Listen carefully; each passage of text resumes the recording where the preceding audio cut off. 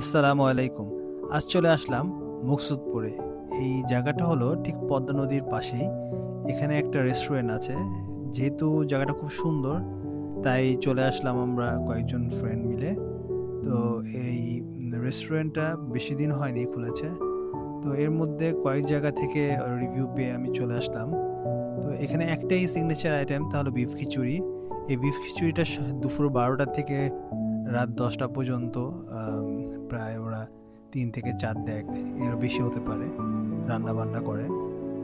তো মোটামুটি সাথে চাওয়ার একটা ব্যবস্থা আছে। তো আমরা সবাই ট্রাই করলাম। টেস্টও খুব ভালো ছিল। তো আমার কাছে খুবই ভালো লেগেছে এবং আমি ৩ বারের মতন খেয়েছি এই খিচুড়ি। মানে ৩ বার যাওয়া হয়েছে। সো আশা করি সবার ভালো লাগবে। তো আপনারা যারা চান আশেপাশে ঘোরার জন্য খুব একটা সুন্দর এনভায়রনমেন্টে চলে আসতে পারেন। ভোজন আর ভ্রমণের সাথেই থাকবেন। ধন্যবাদ।